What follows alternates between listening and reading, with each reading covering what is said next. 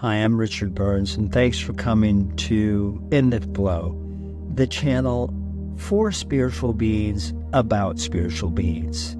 All of our episodes are embedded with transformational energy. Thus, as you watch, you can receive healing energy.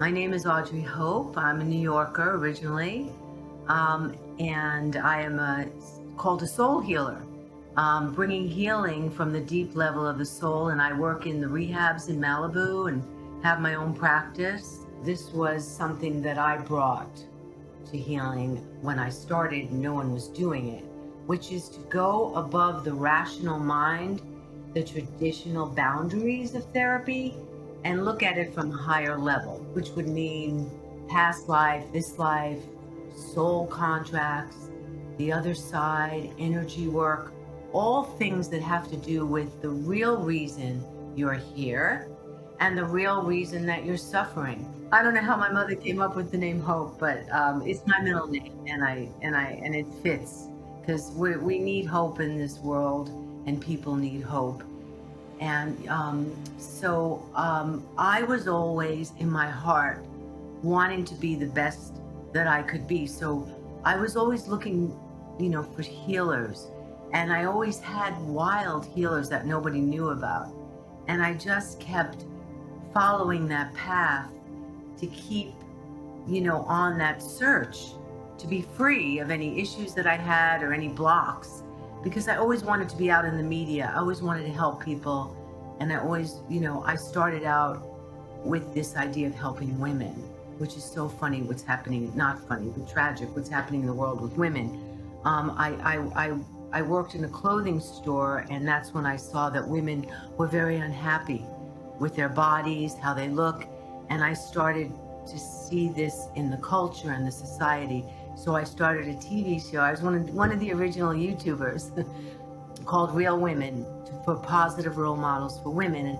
And then that grew into a global spiritual issue, because if you kill the woman, you also kill the spiritual balance of the world, right?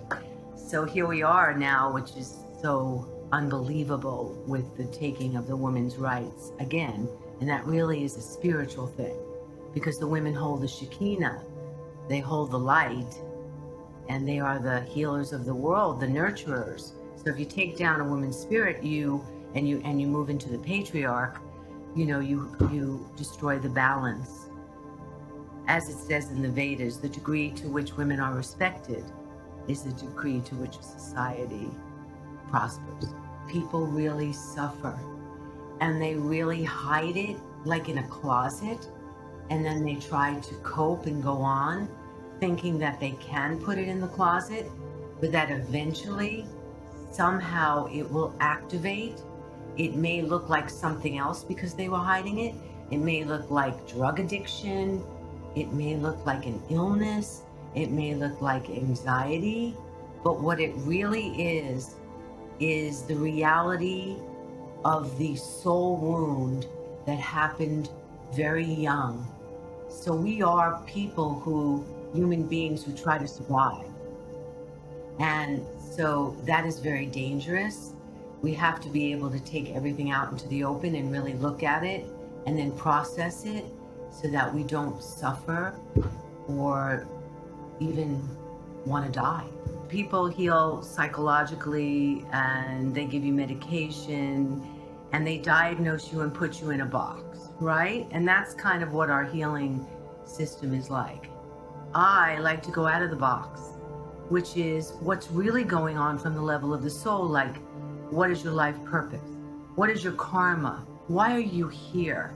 What's really going on in that deep level, with the goal to heal everything forever, because you don't want to continue your issues.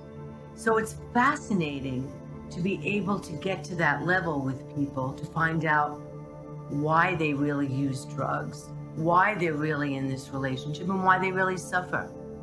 I think that I answer that for everyone. The life purpose, the still small voice that lives in the heart, our Sacred Heart.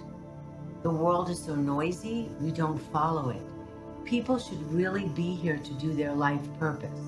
And you have to stop everything, surrender, ask to be on this path, like I'm now ready to live my life purpose, and then allow that beautiful small voice inside your heart to speak to you, and then you follow that. And when you follow it, that's happiness. That's when you're really doing not what your parents told you to do, not what society told you to do, not what religion told you to do, but what you're really here to do. And that is the self-realization, the sovereignty of the self, to find that I am presence inside and to follow that. That's happiness. There's more to this life than people realize. We are so stuck in this third dimensional story, and we are so much more.